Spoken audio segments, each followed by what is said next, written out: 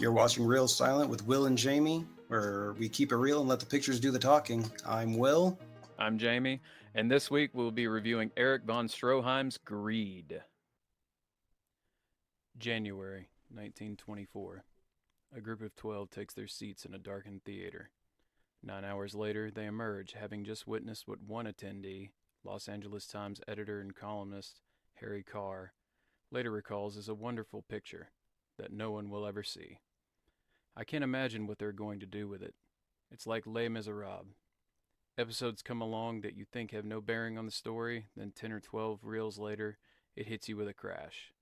For stark, terrible realism and marvelous artistry, it is the greatest picture I've ever seen.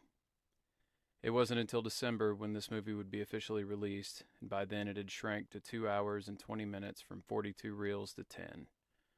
Widely considered to be the holy grail of the silent era, Erich von Stroheim's 1924 epic, Greed.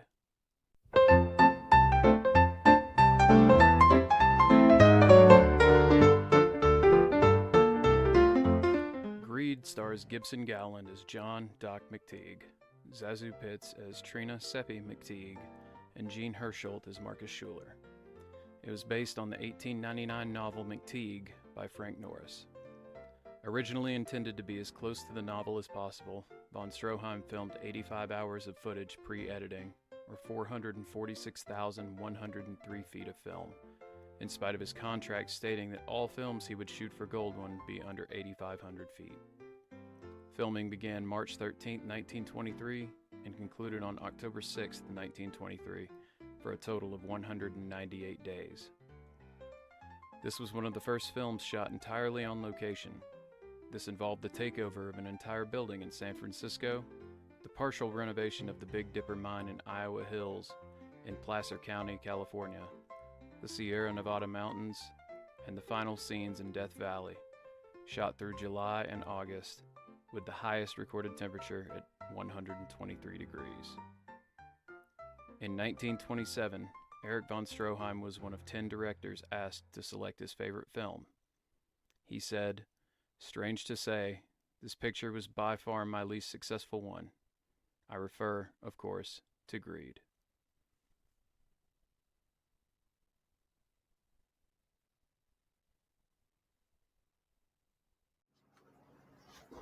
So with the 9.5 hours, it was screened one time. And there's actually a list of people that it was screened to. I didn't copy the whole list down. It's available online to read. Probably wouldn't know who I'm talking about anyway. But it was screened to 9, 10 people, a very short amount of people. All 9.5 hours of the 42 reel version. Obviously, at this point, we're talking about 1924. The history of movies was very short, but people were coming out of this saying this is the greatest movie that's ever been made. This is the greatest thing, the greatest story ever told. MGM was that the people who viewed the movie at 9 hours? Yes. They were saying Yes. that this is the greatest story ever told. This is the greatest movie, greatest story ever told. Obviously, again, not a whole big frame of reference to go on at that point. But still, an amazing story. The book itself is amazing. Von Stroheim took very few liberties with the book. Some of the things he did change. He took away some of the anti-Semitic rhetoric tones that were in the book.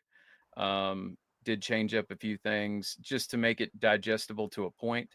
But he also was not interested in making it a fairy tale. There was some talk, I believe, by some of the executives at Goldwyn that were saying, hey, how about at the end of this, you have McTeague wake up and it was all a dream? 100%. They wanted a happy story back then. They wanted a happy ending. Yeah. They believed that more people would be, willing to tell their friends, hey, you should go see this. Crazy story all the way through. And it's got a good ending. You'll love it. Yeah. Kind of like the first try at a M. Night Shyamalan twist, if you will. Yeah. But he said no, absolutely. Did he wake up in the book? No, I didn't think so. So yeah, we're leaving it at that. Also, for him cutting out the anti-Semitic undertones. Yeah, even though he was pretty famous in the beginning of his career for playing like German military, and that very, very German look, Boris Badenov, like he was the son of a Jewish cobbler, I think, right? He Yep. definitely was Jewish, but I think his dad was a shoemaker. Yep. Yep. So And that might be a little bit of the reason why when mhm. he came over, he wanted to change everything. He wanted to be as not necessarily German, he's Austrian, but as German sounding as he could be with the Count Erich Oswald Hans, Mhm. kind of invent himself a little bit, but also kind of cool. Not gonna let the anti-Semitism ride. Um, and of course, with the things that von Stroheim said, famously, can't really take a lot of it to heart. He told a few people that he originally fell in love with this book, had to write it as a movie. He read it first in 1912 while he was still in New York. The real story from some of his historians, really probably he found the book when he moved to San Francisco in the 20s, late 1910s to the 20s. But again, the sentiment remained. He had to make the Yeah, movie. He had to make a movie out of it. he was inspired by the story for sure. Absolutely. So he does it to 42 reels. He's like, "Hey guys, this is great, right?" Goldwyn says, "No, there's no way. That's not happening." So they tell him, "You got to cut it." Okay. He cuts it down to 24 reels. At this point, it's about 6 hours. His idea is that he's going to screen it over 2 nights with intermissions in between, or intermissions in each night to kind of break the story up a little bit. And when you watch the 4 hour reconstructed version of it, you can definitely tell where he kind of meant to leave things off. There is an intermission in that one where it kind of breaks it right at 2 hours. So you can kind of tell where the two different parts would be, where they came in. In the meantime, a lady named June Mathis, who was an editor for writer, editor for Goldwyn, made her own cut of the movie. 13 reels, short. She made this while he was cutting the 24 reel version. He did not know about it. I think that at the time she made the cut and then she had to go to Europe to be on scene for Ben-Hur, the story of Jesus or whatever that one is. That's Mhm. another good one. That's another one we should cover eventually. Um, eventually, they come back to him, say the 2 nights, the intermission, all that, that's not going to work. Cut it. Von Stroheim says, I don't know how much more I can cut without losing the story. Sends it to a friend of his, Rex Ingram, who was a director, writer, all that. And back in the day, you were everything back then. And Ingram had a man named Grant Whitlock. They cut it down to 18 reels. Rex Ingram told Stroheim, and this is a direct quote, if you cut one more frame, I shall never speak to you again. He considered it a fantastic story. He loved the way that it was. I think that part of Ingram's cuts was the whole, it might have been the older couple that was cut out of it. Because at one point, in the original edit of it, where they showed what all the people that live in that building do, Maria, the junk trader, the old couple, and McTeague, it was a 45-minute section in the movie showing what these people do on a Saturday morning. Even the introduction of some of those people, it felt like it was getting away from the story. I watched the 4 hour version, the one that's got the stills clipped into it. And Right. as far as the story of McTeague, it didn't even seem like they really met. They just lived in the same building, even to that 4 hour version. Safely, I could say they probably could have been cut out. Oh, you're talking about Grannis, Um, old Grannis, the old guy. yeah, the old Yeah, guy, the taxidermist. yeah. So that shit, yeah, and von Stroheim, he wants as much as he can get. A couple of critics of the movie or not of the movie itself, but a couple of critics of his within Goldwyn criticized him for wanting to put every comma in the book into the movie. So, Yeah. and that's kind of what it felt like, especially a 42 reel version that takes 9.5 hours to screen. Not going to happen. No. I mean, it'd be an all day event with intermissions, and I mean, if you're not providing lunch as well, people have things to do. But I mean, bathroom you know, breaks, man. Like the bathrooms in these exactly. places probably were not the grand like wall to No. wall stalls like we got now. You Just a probably shack had, with a hole in the ground. yeah, you probably had to go out back or something. So I'm good. Um, Yeah. I just don't. I don't think it would have happened nowadays. Oh my God, if they could find the 9.5 hour version. Yeah, I'd sit down. I'd watch it. I'd want to watch it at home. I I think have my own restroom, my own kitchen nearby, but I can definitely see yeah, that'd probably be the a pretty appeal. expensive theater trip and popcorn and drinks and all that. Probably wouldn't honor the free refills on that one. No, no way. Free refills all day. Yeah, Yeah. no. Hey, I bought the So large popcorn. You want to give me another fill? yeah, right. I mean, sometimes it seems like I'm throwing away most of the popcorn at the end of the movie anyway, Yeah. but I feel like I'd have to go back for more. I'd get hungry. So they were kind of at an impasse with it. Goldwyn was still saying they're not going to release it at the 18 reels. They did have a backup copy, the 13 reel cut. Um, this is going through from 1923, October 1923, when they'd finished filming, or earlier than that, probably. At any rate, worst comes to worst, April 1924, the Goldwyn Company merges with Metro, and in doing so brings in Louis Mayer, who will go into von Stroheim later. Him and Louis Mayer were not friends. They did not care for each other. As a matter of fact, that him and Stroheim had already been fighting at this point in previous studios that von Stroheim had worked for. He'd been kicked off a few projects of his. So safe to say the whole this is as much as I'm going to cut it. You're not cutting any more out of it. You can't do that to me. That was no longer going to fly. Yeah. So MGM comes around. As it was going to happen, von Stroheim and Louis Mayer end up in a confrontation over greed. The full details of it, I haven't read into. Just the quick dirty of it is that at some point, von Stroheim declared to Mayer that all women are whores, and Louis Mayer responds by landing a punch on von Stroheim. I now I want to look that up to find out the context of where that even came up.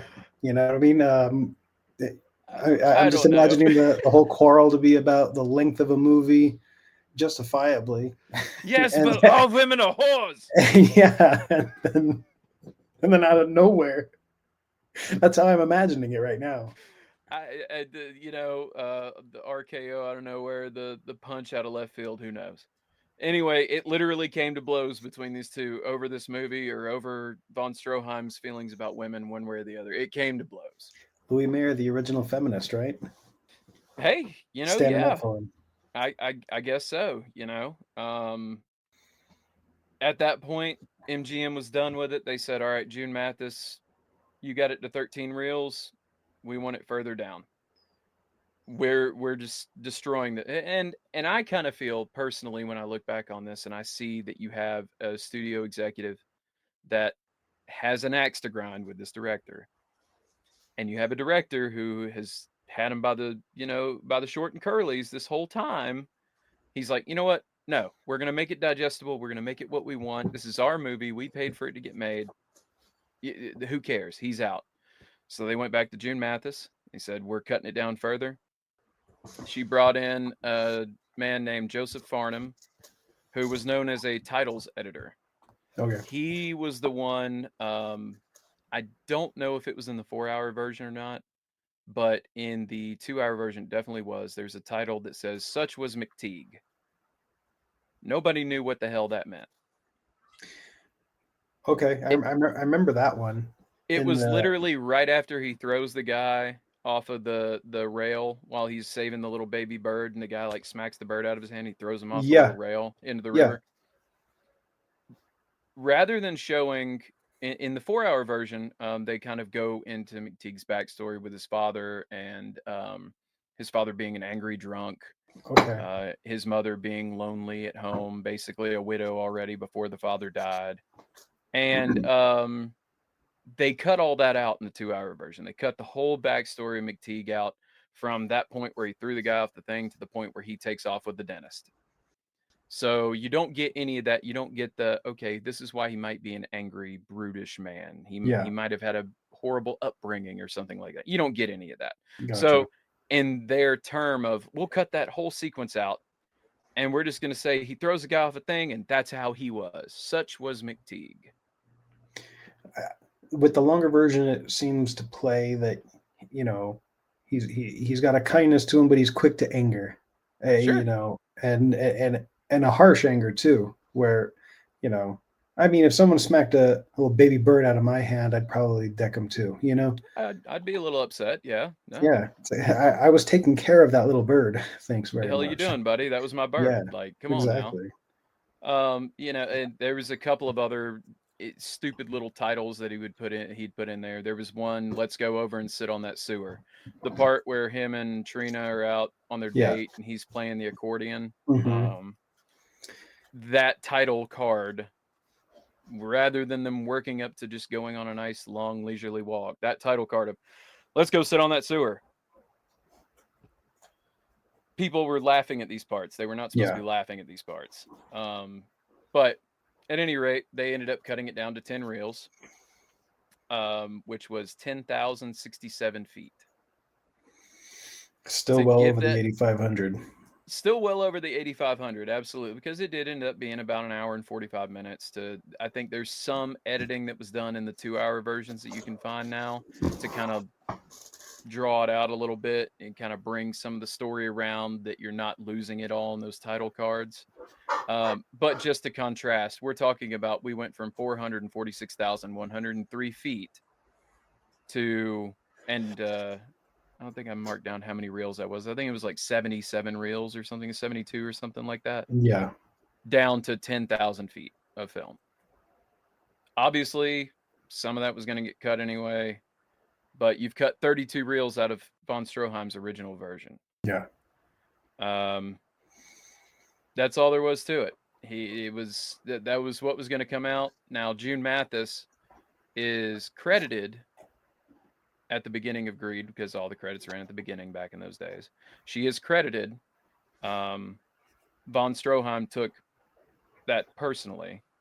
However, at the time, because she was the head editor, head writer at Goldwyn and then Metro Goldwyn Mayer MGM, it was in her contract that she had to be credited in all of the movies, whether or not she touched them. Yeah. So that was contractual obligation.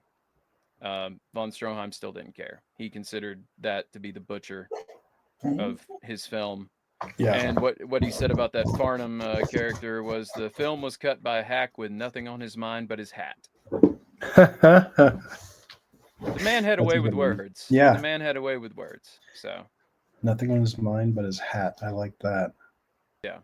So they released the film. It is a critical failure. Critics hate it. MGM did not advertise it very much. They had spent a ton of money on this movie. I imagine, yeah. 200. I forget. Well, I think I've got it here. The final cost in the MGM records for this film, in the MGM records, some estimates go over that by several $100,000. The final cost to MGM on this movie was $546,883. In the 1920s. Yeah, you can just add a zero for about 1,000%. So that's about 5 million today, Yeah, right? Yeah, well, probably a lot more than that. Well, I remember I was doing the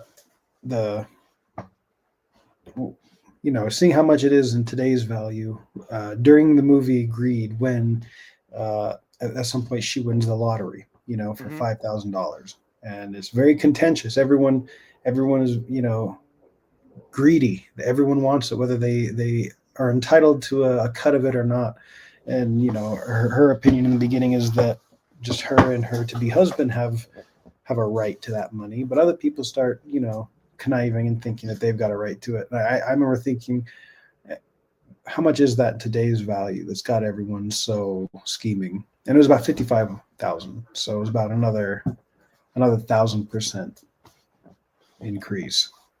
So $546,000, we'll call roughly, we're not going to go with the 883, Yeah, is equivalent to the purchasing power of $10,344,496.84 today. That's not, I mean, okay, yeah, that's a lot of money. That's more money than I've ever seen, probably ever yeah, will. But you've got Avatar at $500 million, to film on green screen and all that. So, I think it says cumulative price increase of 1,794%. yeah. Still a big chunk of change. But traveling all the way back to yesteryear in 1924, they spent $546,000 on this movie, and in box office they got $274,000. So if you want to just cut that down by half, they spent almost 11 million. They got back about 5.5. Yeah. So failure. Box office flop. They didn't do a whole lot of advertising for it. Again, Louis Mayer is in the driver's seat for this. They're like, okay, this is his magnum opus. Why are we going to put von Stroheim on this pedestal? Von Stroheim didn't do any advertising for it either. Yeah. He considered it to be an abortion of justice in his vision. To be cut down. He wouldn't advertise for a smaller version of what he wanted to show. Absolutely. His vision. And nowadays directors seem to have so much more control over that. Especially once they're an established, you take a Scorsese. And if no he one's says telling him what to do. No, if he says I'm going to do Greed, but I'm going to do based on the original script and writings and screenplay from von Stroheim, I'm going to do a 10-hour version of Greed. You don't have people nowadays that are going to say, Martin Scorsese, don't you dare do that. Yeah. You've got every studio and their mother lining up to give that man $100 million to see it happen, because not only great story, Holy Grail is very ingrained in movie history, but Martin Scorsese's name is on it, and more than likely Leonardo DiCaprio starring. Right? Yeah. Leonardo DiCaprio as McTeague. I'd watch it. I'd watch it. Yeah. I would watch it. Bring in. There's so many ways they could go with it. I've wished that somebody would step up and be like, I'm going to do it. I'm going to go for the 10-hour version. But also I kind of wish they wouldn't, because it just kind of sits where it is. I would love to see the original 10-hour. Like if I had a time machine, I would go back and be one of those 10 people who got to see it. I would crawl on my knees to Erich von Stroheim and say, please put me in that theater. Oh, he'd love that. Please, God, I will pay you. Oh, yeah, absolutely. Play to the groveling of it. Please, sir. Please, Mr. Stroheim, I need to see the film. He'd have loved it. Yeah, grovel at him. Do the Wayne's World. We're not worthy. He would have felt justified. He'd be like, finally, someone gets it. You get it. Yeah, I would just get it so that I could get in there and steal it and travel back in time with it. Hell yeah. And then, bring it back.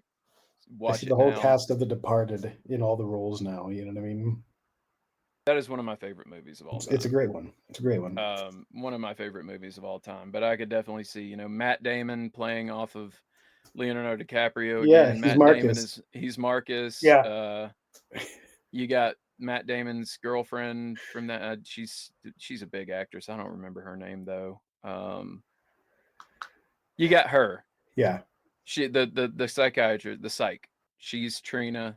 Mm-hmm. Jack Nicholson. He's got to have a spot, but we'll figure that out later. Why not? He could be Gratis, Oh God. Well, you'd have to feature the old man a lot more than A like lot more. Yeah. 10, 20 minutes here and there. Like but they all have to be in character. They all have to have that Mhm. crappy Boston accent while they're doing it. Yeah. That's what would make it. I would. That Sounds like an acid trip mixed with a fever dream mixed with like a I want this to be reality like yeah. yesterday. Wishful thinking for sure. I like it. How much money do I have to feed to an AI bot to get it to generate this? Yeah. Yeah. We're coming up on it, you know? Here's all the Yeah, stills. Make it move.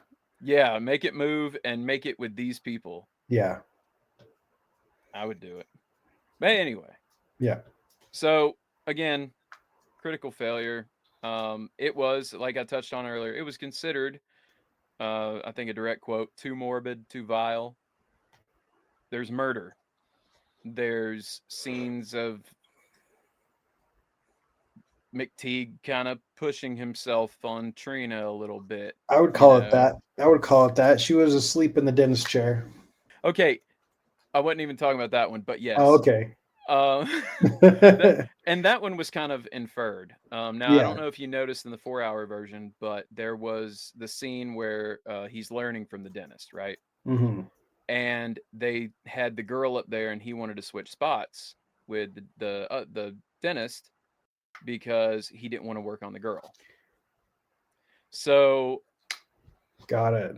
So, kind of so, an kind so of an he, idiotic throwback to that was they decided they were going to take Zazu Pitts and thinly disguise her as that girl, so as to kind of okay. foreshadow that eventually he's going to see another girl that looks like that, aka Trina, down the line, and he's going to all this stuff's going to flood back to him, and then he's got to be this horn dog about it, you know. He was very no self control. I'll put it that No, way. no, And so, is that what they were trying to say? That they're no. intoning that he's the sort who doesn't have much control when. Yes, yes. Gotcha. Okay. So funny. Have you ever watched The Babe with John Goodman about Babe Ruth? Yeah, absolutely. So in that movie, the one thing that you say to him that just pisses him off, and he sees red and he's ready to kill somebody. They call him incorrigible, Gotcha. Yeah.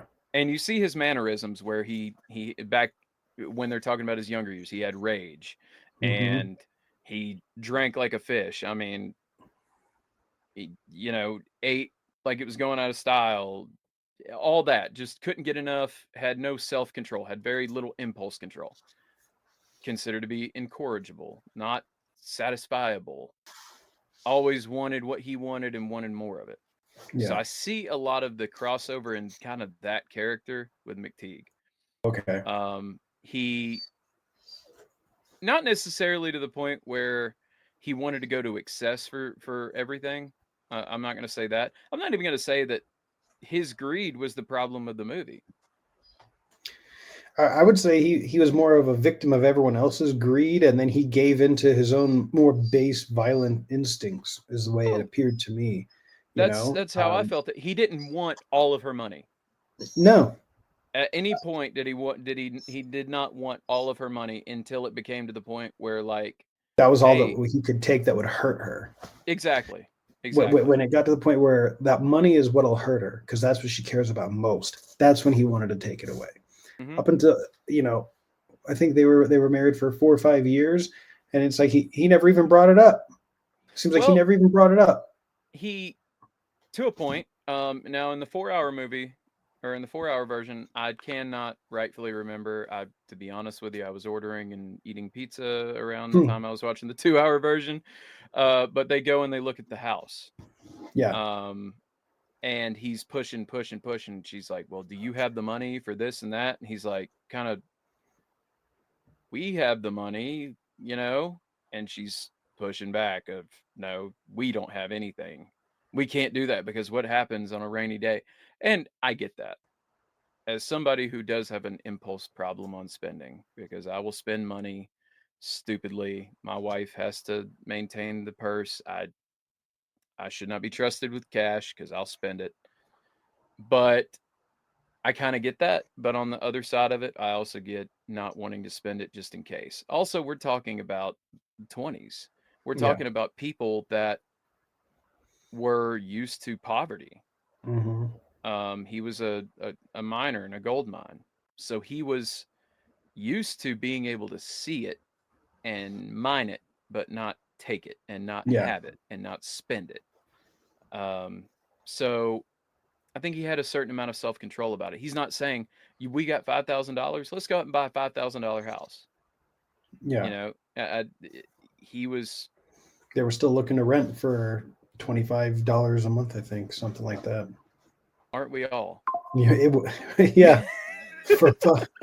Yeah, absolutely. Like, come on. But I see a lot of the Marcus for sure of, that's my money. Well, no, it's not. No, When they're in the bar and he's like, well, that you took what's rightfully mine. When am I going to see any? Am I ever going to see any of that money? This scene right here that we're looking at on the still. yep. It- And he he, says, "It ain't mine to give," yeah, and that kind of shows you how McTeague felt about it. It's not my money. It's Trina's money. You can yeah, go ask her, but I tried asking her for a little bit of money to help buy a house, and she said nope. yeah. So, good luck. Doubt Eh, it's gonna happen.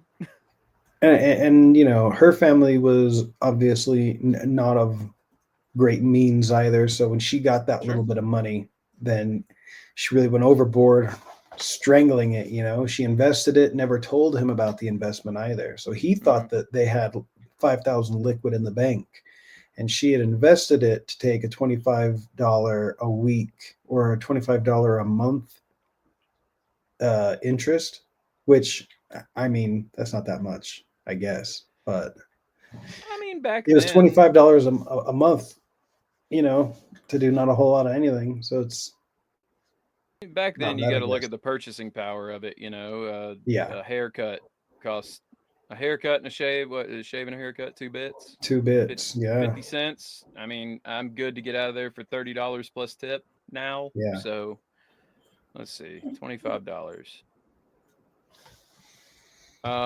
It would have been about $470 back then. So four So hundred all right, seventy dollars a month and an interest. I mean, yeah, that's fine. that's not Plus, bad. Yeah, well, considering the fact that they were living at where he worked, so there was, that would have been fine.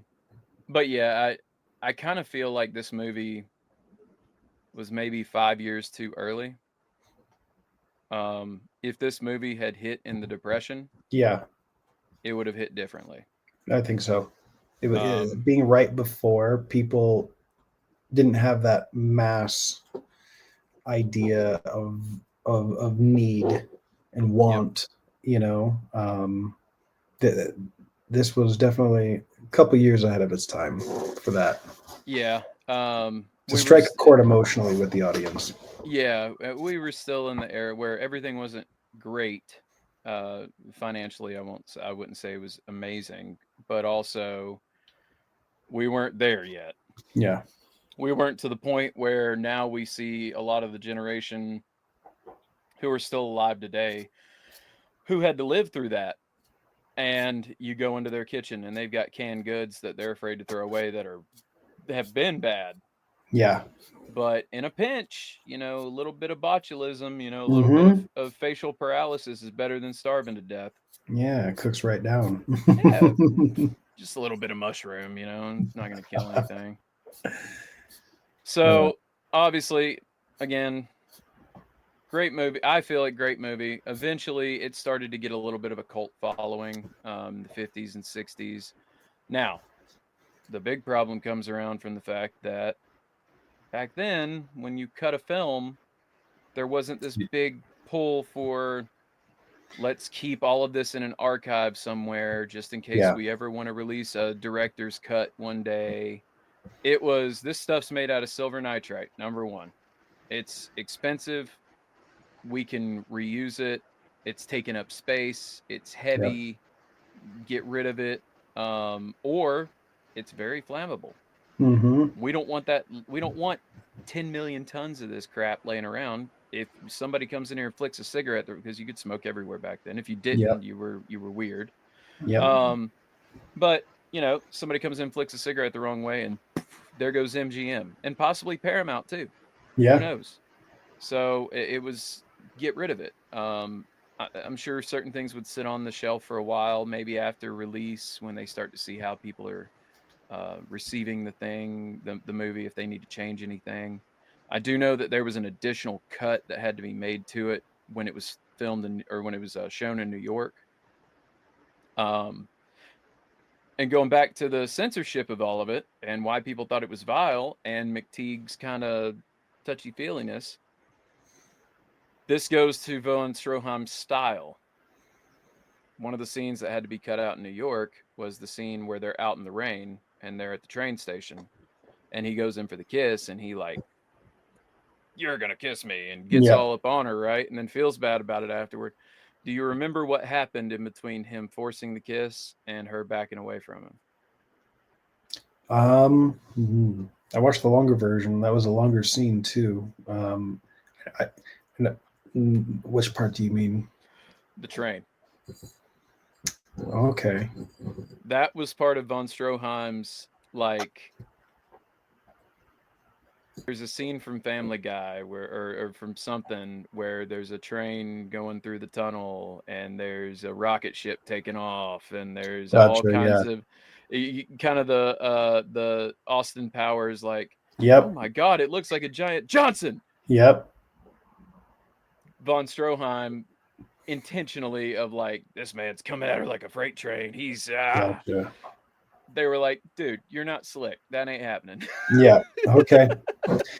I'll need to rewatch that part then, because that one it did go over my head. They were at a train station, so my mind was ready to accept one would drive by. No, it Um, was the train was the whole thing. yeah. The long and strong. It was that was a little innuendo thrown in there by von Stroheim. And again, New York state censorship said no, not gonna happen. Wow. So, That'd be pretty tame by today's comparison, but pretty tame. yeah. Extremely tame. Yeah. I mean, today practically it's softcore porno will make its way on TV and Mm-hmm. or well, TV, movies, whatever. Yeah. So let's see.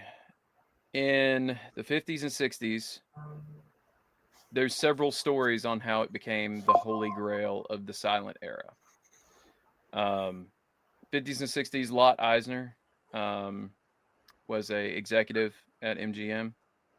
He found several cans, reportedly, several cans labeled McTeague, and they were destroyed because the executives were Wow. like, well, there's not any movies that we've ever made called McTeague. Who the hell is McTeague? Get rid of it. Like, we don't need any of it. Now, that's a story of how it happened. Apparently, somewhere around the 30s, 40s, von Stroheim asked for the cut footage from the film.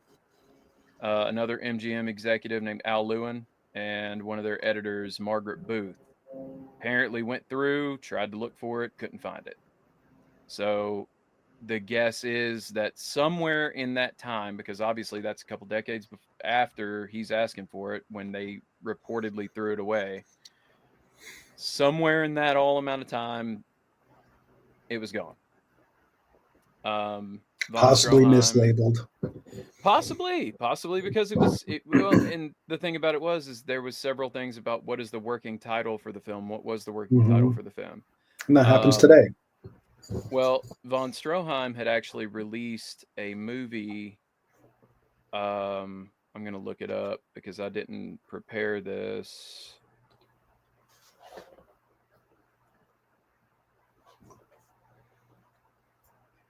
It was called Foolish Wives by Erich von Stroheim. That movie was in 1922. So the working title for Greed, based on his stories from the thing, was Greedy Wives. Was actually the Gotcha. working title for Greed. Uh, as far as I know, I don't think McTeague was actually ever the working title. It could have been maybe for the script. But when they were filming it, it was Greedy Wives. So doesn't really ring in that it would be labeled McTeague unless maybe June Mathis labeled them that way when she was cutting it, or one of the several other people that was cutting it labeled it that way. When you have that many cooks in the kitchen, it's hard to tell. Yep.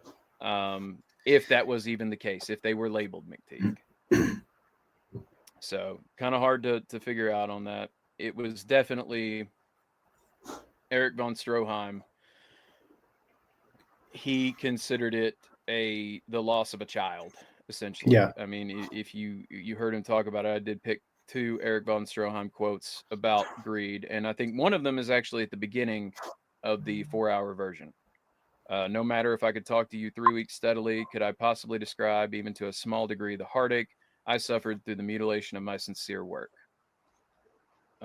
He went on to say, I consider I have made only one real picture in my life, and nobody ever saw that. The poor, mangled, mutilated remains were shown as Greed. That kind of... That one hits. It does. It really does. And there was, I think, a couple of things where people had talked to one of his children about it.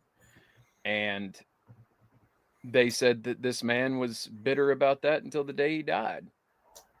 And think about all the movies and all the acting and everything that von Stroheim did. And for that one to have settled on him, it adds to the mysticism of the movie to me. It adds to the, my God, I wish there was a 9-hour version of this film. Yeah.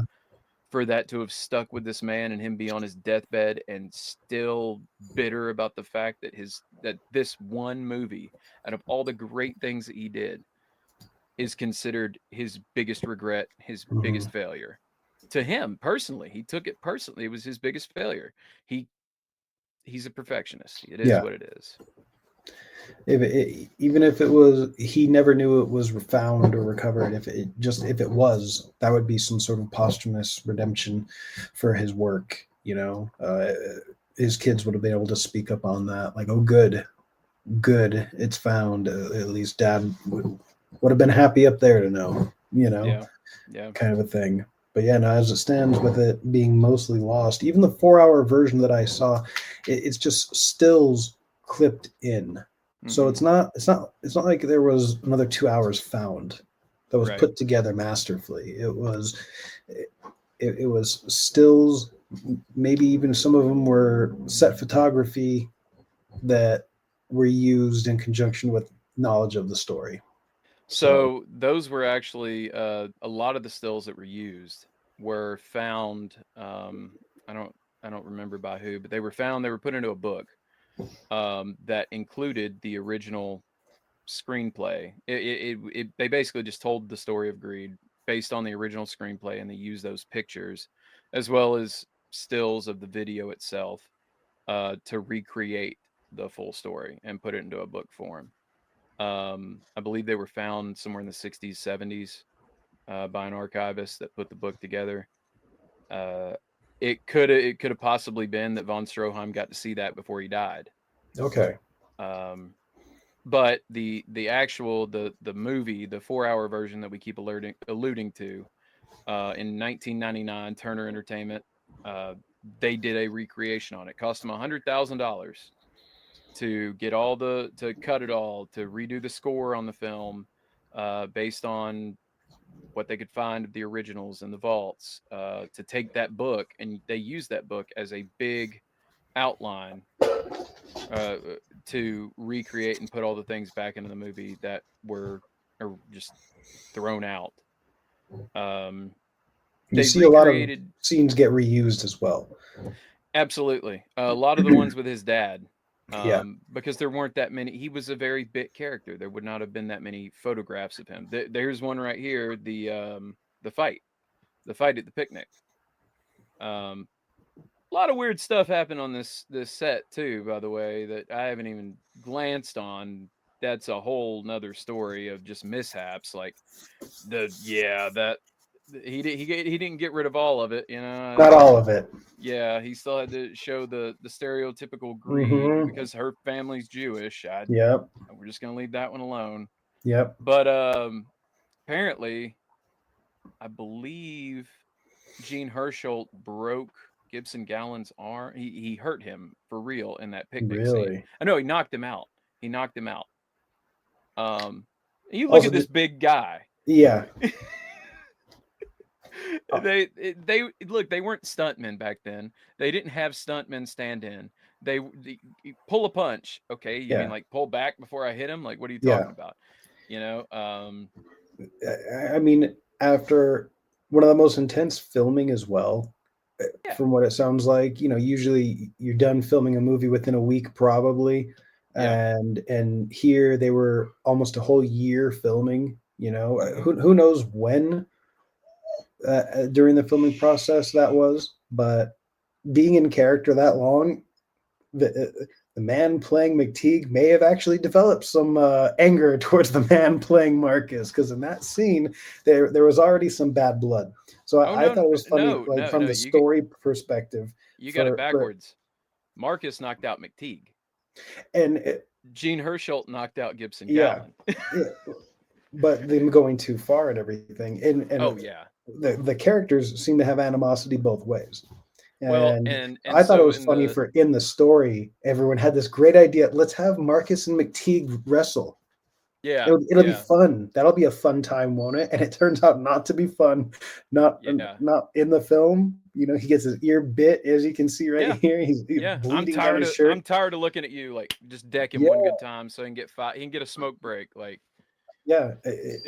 At some point, they didn't mean to be method acting, but they were lost in character, I'm sure. so the Death Valley scene, end of the Yeah. movie. Death Valley. I think there was like, I forget how many people they took out there, but he insisted on it being on location. Yep. They were 100 miles away from the nearest hotel, nearest water, anything. Somebody actually died out there. One of the cast Really? or one of the crew, I believe it was a cook or a cafeteria personnel or something. He died out there. Several other were sick and had to be sent back to California.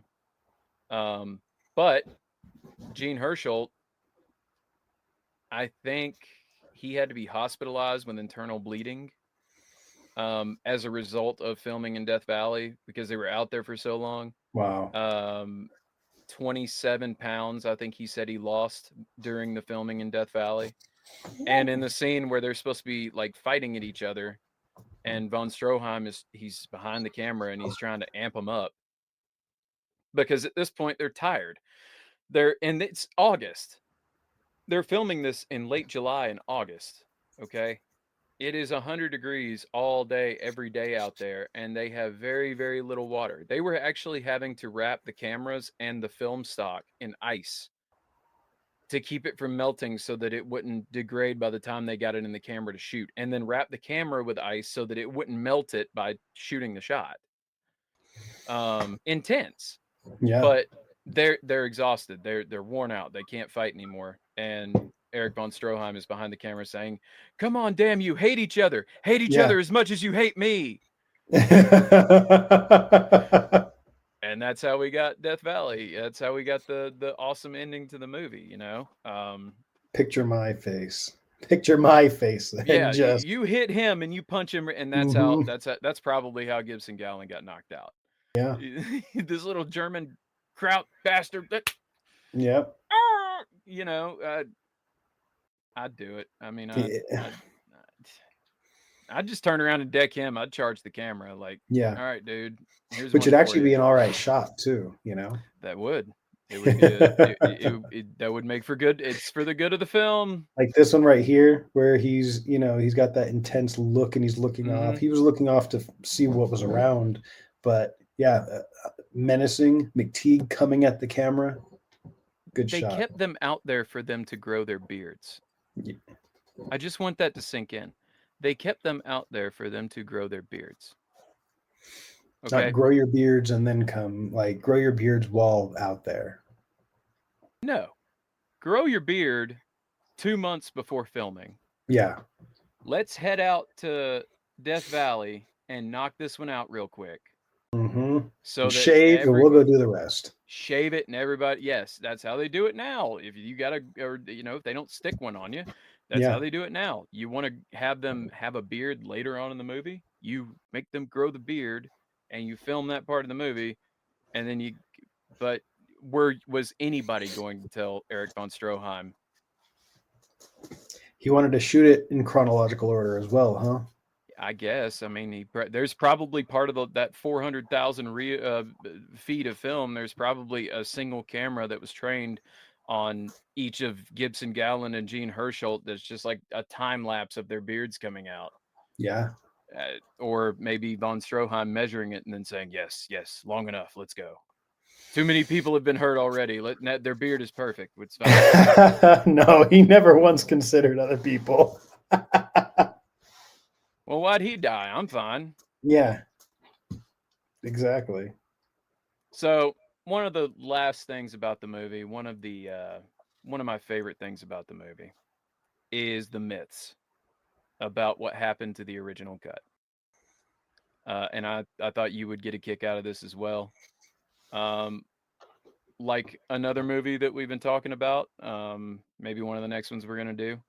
There is a vault in South America that has an original cut of the 9-hour version. Wow. And once a year on New Year's Eve, they take it out to show it. It's a myth. It might be true. Who knows? I'm not going to go backpacking to South America to try to find it. But there was a Texas millionaire apparently that was sold a copy of it once upon a time. A film society in Boston apparently holds a private screening of a print that was found by a World War II vet in Berlin. Okay. The American Film Institute found a copy at a garage sale. At this point, Jimmy Hoffa is probably hanging out with the original cut. Inside a block of cement in Giant Stadium, it's Jimmy Hoffa clutching the 9.5-hour version of Greed. It's Jimmy. In Al Capone's, it's actually in Al Capone's real vault. The one, not the fake one that Geraldo. Yeah, not the one that Geraldo messed up on. So another one, the head of the Film Society in Redwood, California, owned the longest version, which he purchased in Europe. And my personal favorite myth about the original cut. This one came from Erich von Stroheim himself. He claimed that Benito Mussolini owned a personal copy of the original cut of this film.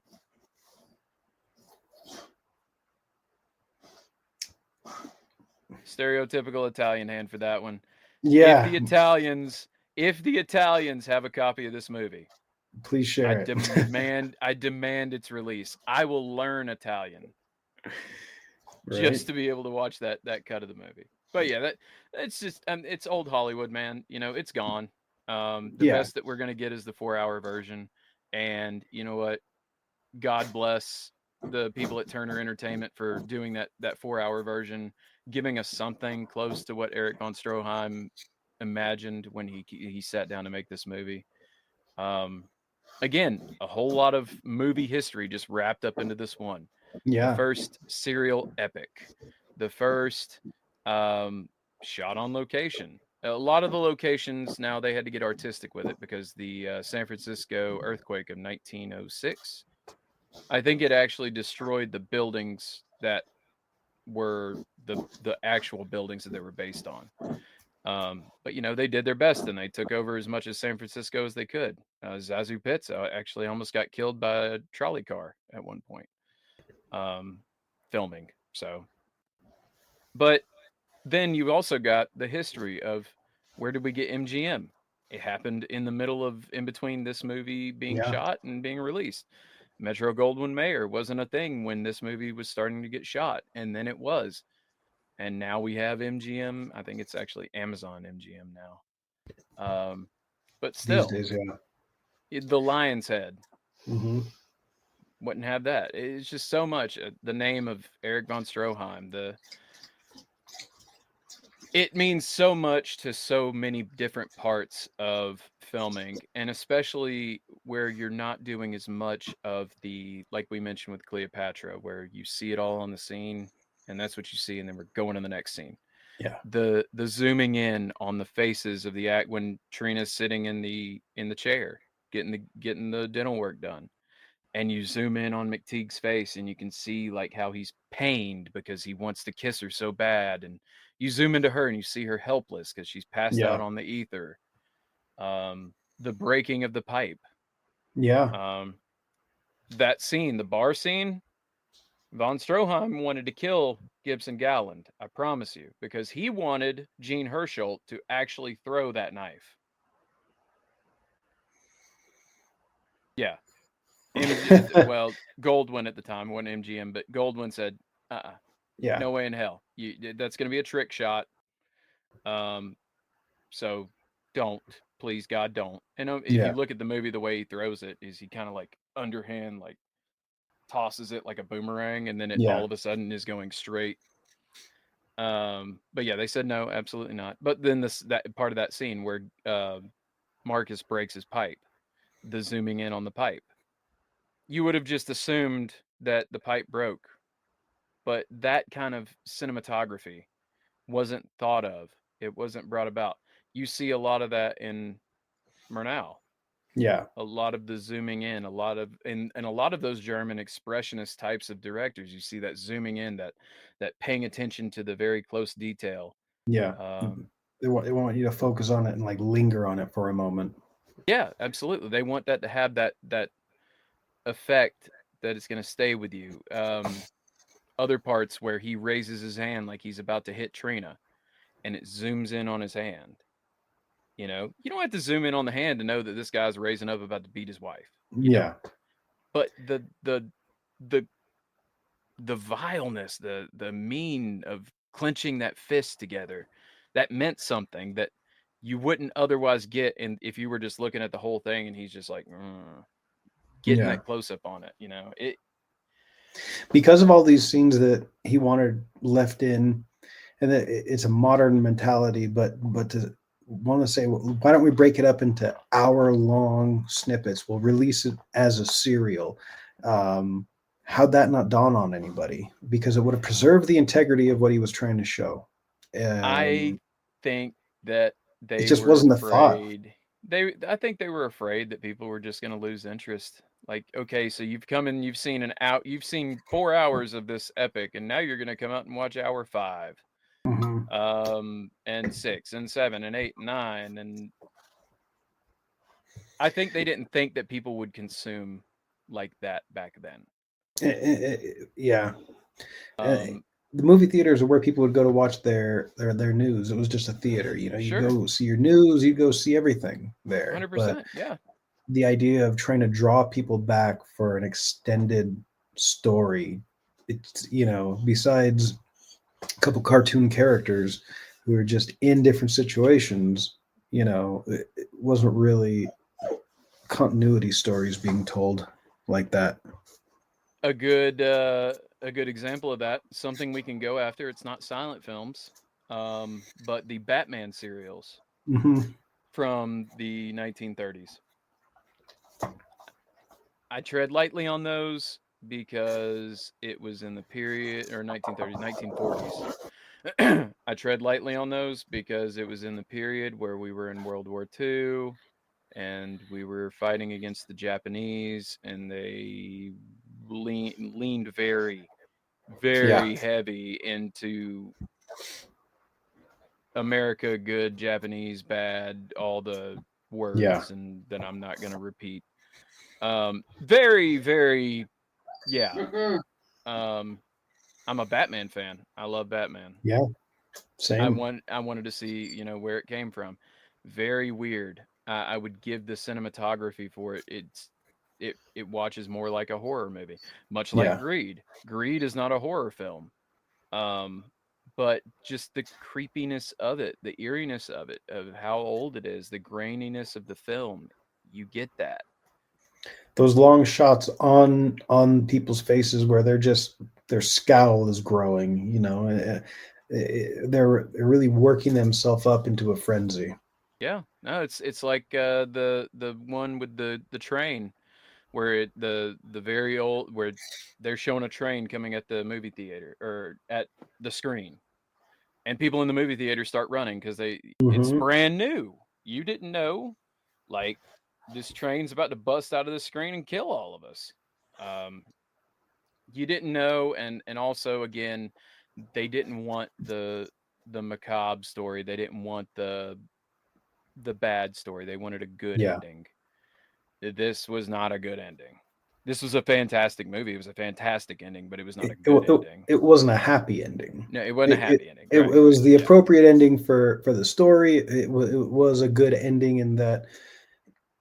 I mean, I just got to say, him looking down and seeing that he's handcuffed now to a dead man, yeah, and that he's killed the donkey. They shot a hole in the water, and that's it. That is what it is. And taking out fucking the the bird and yeah, releasing that was just that was good. The bird ties it back to the beginning, mm-hmm. back to the such as McTeague, Yeah.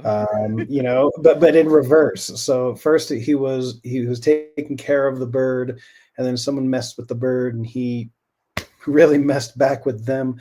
And this one, he's got Marcus there, and he only has the bird because he was out prospecting again.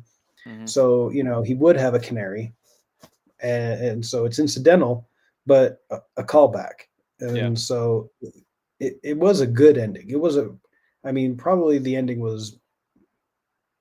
It's one of my favorite parts when it ended, but it was one of my favorite parts No, it was because it amazing because you get really at that. wrapped it up nice. Yeah, at that very end of it, he's looking at the gold and he's looking at the vastness of the desert. He's looking at the fact that he is fated at this point. Hmm. It is sealed. He is going to die where he is. And the only thing out there is a band of guys looking for him Yeah, in Death Valley. in Like, Death Valley. If anyone finds him, or the only people looking for him right now, it's a posse trying to string him up because he killed his own wife. and if you actually count when they left, there were 20 of them. Yeah, When they get to Death Valley, there's 8. So 12 of these bad boys have already died trying to yeah, cross the Sierra Nevadas. Um, sorry about it.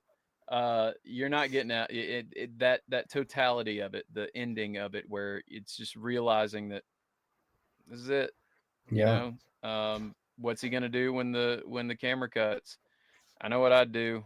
Um, there's there's a there's a gun. yeah, He's got a bandolier. I'm not gonna thirst to death. Kind of is yeah. what it That is. he had his one way out for sure. Yeah. And But I think, that's the beautiful part about it is he just left it. He didn't show him, like, he probably couldn't have got away with him doing yeah, it. Probably couldn't have got away with showing it. I'm sure that was no, heavily implied that that's how the man went out. But just even then, leaving that up to the audience's interpretation of what could have been the ending of McTeague. Such was McTeague in the such was end. McTeague. Yeah, Yeah. Just great storytelling. Great it was. storytelling. I'm always gonna want to see that longer version. You know, if there is an afterlife and there is in the beyond, I will ask, Yeah, can I just watch you know what? At that point, if I'm dead and I'm in heaven, to hell with the 9-hour version. I want all 85 hours. yeah. Set me down. I want to see the whole thing, everything that got Get cut. Eric in here to explain it to me, right? I want him with the Like, monocle. I want yep, him with the cigar filter. I want him the in his commentary best. from the horse's own mouth. Yes, I want him pacing back and forth with his hands behind his back in his best strict German, telling me why he did it this way and why I must appreciate it, and I'll love every minute of it. Hmm. Yeah, there's time. You know what I mean? Why not? Yeah, you got time. What are you waiting for? This is forever. All right, Yeah, cool. Give me the 85 hour, yeah, give me all of it. I don't know. It's a great movie. I would recommend it. Nobody's seen it. You should. There's no reason not to see it, especially if you're watching this on YouTube, because it's on YouTube about 7 or many 8 different different times. times. Yeah, Yeah, yeah. 4K versions. I mean, now this movie was shot in 1924, so take that how Take- you will. 4K. Take it with a grain of salt. If anyone says 4K on anything made before the 80s, Yeah. I it, can't it imagine. wasn't shot that way. Yeah. Upscaling makes it look funny, and they can't upscale these old movies to anything. I mean, not even 720. I don't think it's all. I think you the know? 4K part is like they actually put like a good backing track of music in it. Maybe. Now I will say the 2 hour version that I watched, when you look at that quality versus the one that Turner did, um, potato potato quality. That's all I'm Yeah. gonna say. Just bad. It's to the point where you're like, okay, I understand how nobody got to like appreciate the finer details of this in the theater, because very. I had to put on my glasses. I had to get up to the TV a couple times. It's very blurry, but Yeah. but awesome movie. I'm glad that you enjoyed it. I love it. I'm gonna go watch it again. Always, like always. Any final thoughts? No, it's definitely not the last von Stroheim movie we go over. No, not at all. No. And I think my wife put it best that his story, Erich von Stroheim's story of himself, is more interesting than almost any movie he made. So the man's a character for sure, just a living character who wanted to make movies. He was one of, if not one of the earliest, but probably the most notable early eccentric of Hollywood. The legend of Erich von Stroheim and the movie shoots that would go over. That's why when he came into Goldwyn, he's like, no, it can only take you like so many weeks, and you can only do so many feet. He's like, okay, but the We'll first see. movie, the first movie I'm gonna do is 400,000 feet. Oh, that's fine. You're Erich von Stroheim. Are you kidding? Yeah. Definitely a legend, and definitely, yeah, we will be going over more of his work for sure. But that's all. Take us out. And that's all then. Thank you everyone for watching Real Silent. I'm Will. This is Jamie.